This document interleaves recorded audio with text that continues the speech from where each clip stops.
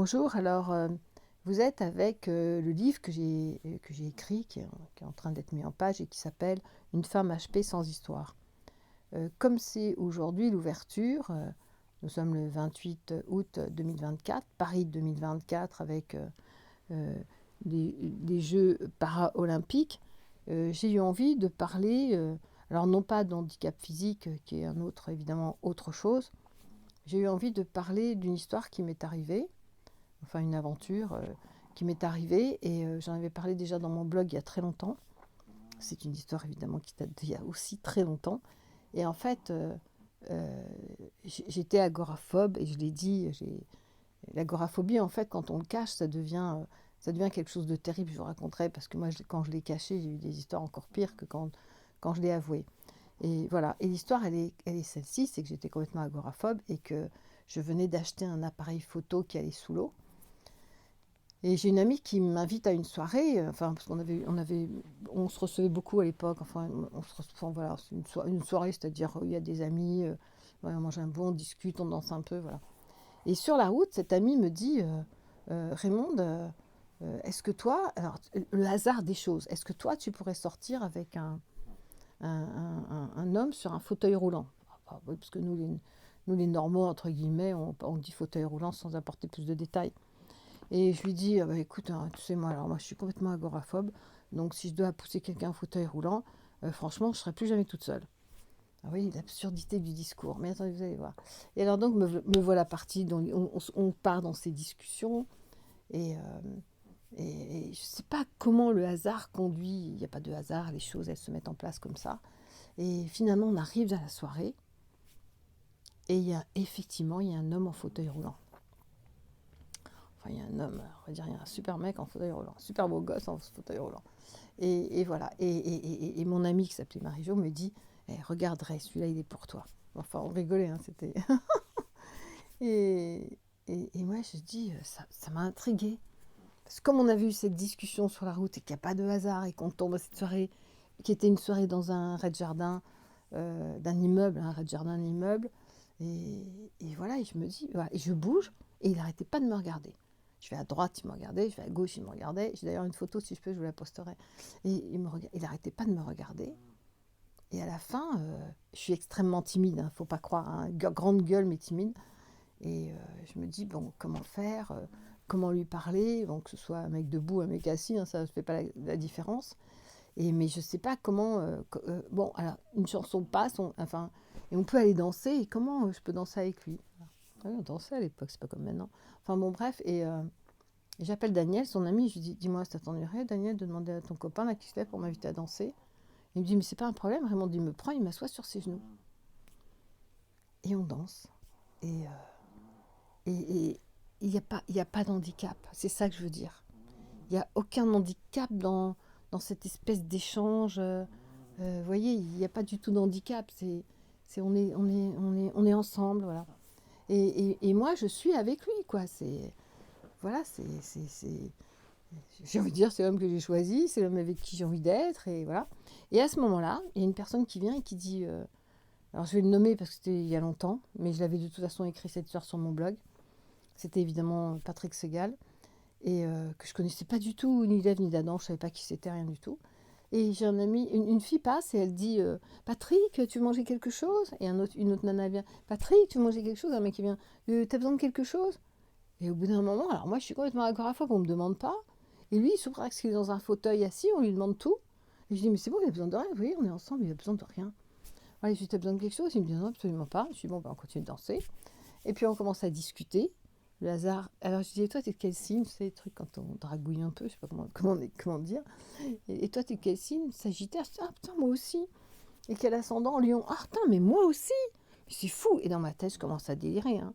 Je commence à dire, mais c'est fou ce qu'on a comme point commun. Moi, je marche pas toute seule, lui non plus. Et voilà, et je suis partie dans l'histoire de comment il décolle dans la. Et je pars dans ma tête. Putain, c'est génial, on va être ensemble, parce que ça va très vite, hein. On va être ensemble, il se déplace pas tout seul, on va se déplacer ensemble, je serai plus jamais seule. C'est l'homme de ma vie. Voilà, c'est l'homme de ma vie. Et puis, j'avais pas compris qu'à un moment, il était quand même assis sur un fauteuil et moi j'étais sur ses genoux, même si à l'époque j'étais beaucoup plus légère. Et, et il me fait comprendre qu'il... Donc je me lève un peu, bon je me lève, je fais un tour et puis je reviens.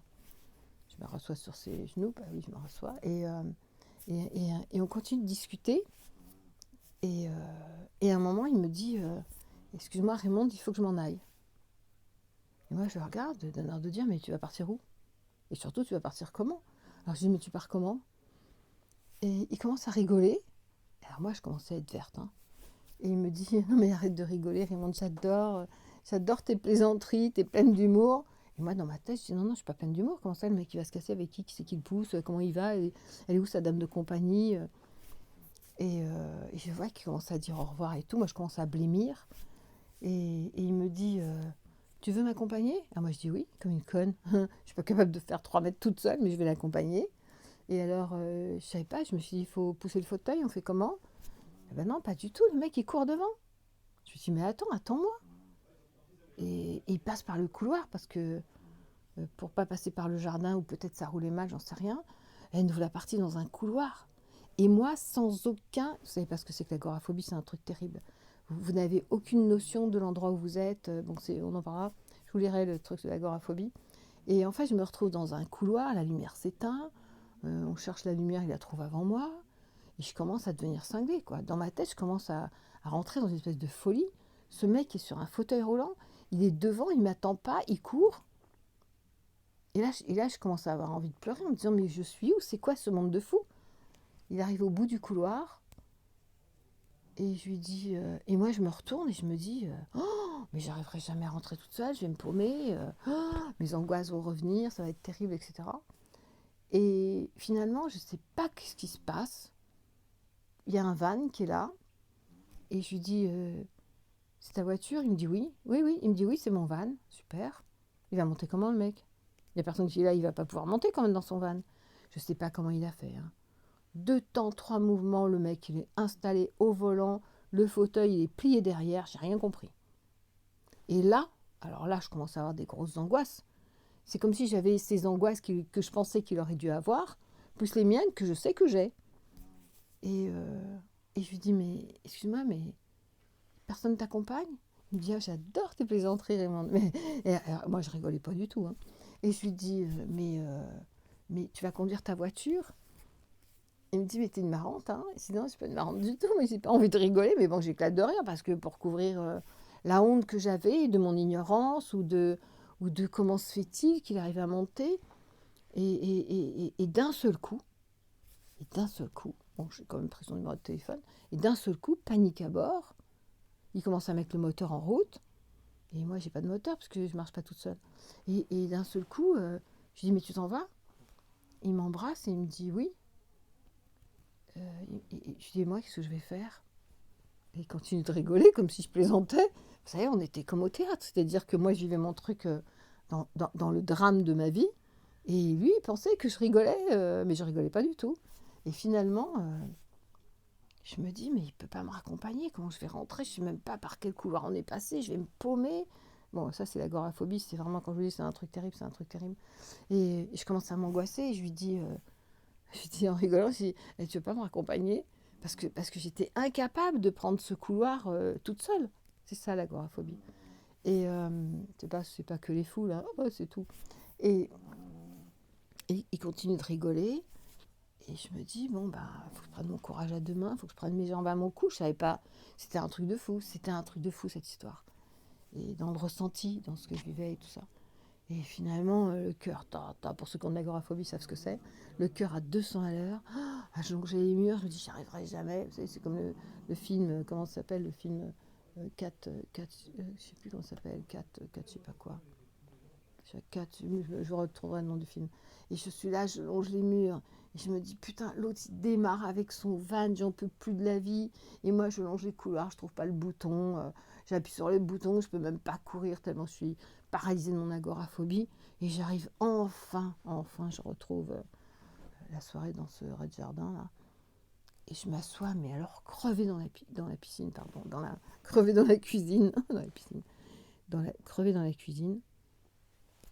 Évidemment, là, il y a les mecs qui vont venir me voir et qui vont me dire mais Raymond, t'as pas compris que ce mec, Bon, vous devinez le genre de conversation stupide et ridicule.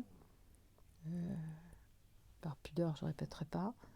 Et je me dis, mais de quoi il parle, les mecs? Mais de quoi il parle? Le mec, il s'est barré, il a pris les jambes à son cou, il est parti. Et dans ma tête, je disais, moi, je suis là comme une imbécile, je peux même pas faire 2 pas dans la rue toute seule. Et lui, il est monté dans son van, il a plié, il s'est barré. Voilà. Donc, j'ai été très bouleversée de cette histoire avec Patrick Segal. Et le lendemain, je raconte à une amie, et elle me dit, mais tu sais pas qui c'est ce mec? Je dis, bah non, pas du tout. Elle me dit, mais t'es malade, Raymond, c'est un écrivain, un journaliste. Je dis, quoi? Quoi? En plus? Écrivain, journaliste, et quoi? Et je cours, donc à l'époque, on allait au drugstore chercher les livres. Quand c'était tard, tout le matin, je me souviens plus. On part au drugstore, on achète les livres de Patrick Segal. Mais attendez, c'est un truc de fou. Le mec, il a fait le tour du monde en fauteuil roulant. Et qu'est-ce qu'il a d'handicapé? C'est moi l'handicapé, c'est pas lui. Et en fait, mon ami Claude, je lui dis, mais tu te rends compte, ce mec? Mais ce mec, tu te rends compte, il a fait le tour du monde, il est paralysé. Moi, je n'arrive même pas à prendre ma voiture toute seule, ou l'autobus, ou le métro.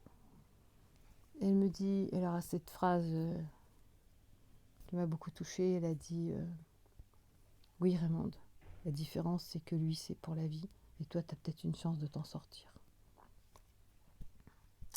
Je peux avoir encore les larmes dans la gorge, donc voilà. Donc j'ai appelé Patrick Segal, bon, pour ceux qui écoutent et qui l'ont connu. Il m'a dit, je lui ai dit, mais on se revoit. Il m'a dit, non, Raymond, parce que... non, Raymond, parce que je suis en couple. Je suis en couple avec une hôtesse de l'air. Je me suis dit, alors là, c'est le pompon. Hein. Alors là, je vais aller soigner mon agoraphobie parce que franchement, le mec sur un fauteuil roulant, il roule tout seul, il fait le tour du monde et en plus, il est en couple avec une hôtesse de l'air. Non, franchement, il faut arrêter de pousser le bouchon trop loin. Donc voilà, donc je me suis excusée, enfin, pas excusée, mais bon, c'était. Ok, je respect. Hein. Et voilà, l'histoire se termine là. Et moi, évidemment, je me pose plein de questions. Et c'est pour ça que quand je dis que HP, c'est le combat de ma vie, entendez bien que c'est le combat de ma vie. Et, il a fallu que je trouve c'est quoi cette maladie qui m'empêchait de prendre l'avion et d'être dans ma vie avec un steward. Et le temps passe, le temps a passé, le temps a passé. Et 10 ans après, 10-15 ans après, je suis invitée, parce que j'étais, enfin bon bref, je suis invitée, je fais de la coordination internationale, mais je suis invitée au Festival de Cannes.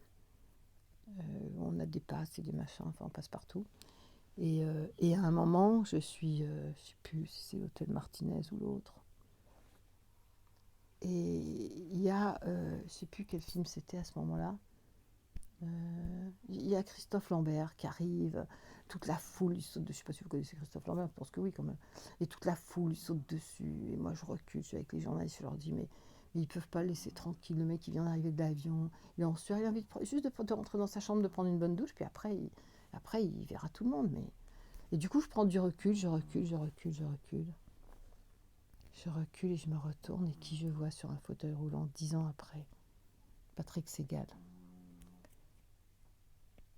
Et il me sourit, mais moi je me dis, je suis émue de le revoir. Et je m'approche vers lui et je lui dis, bonjour Patrick. Je lui dis, mais vous vous souvenez de moi? Il me regarde et il me dit, oui Raymond. Ouf, c'est Hitchcock, c'est la fin de mon histoire. Voilà. J'ai rien d'autre à ajouter. Je vous embrasse et je vous laisse sur cette émotion.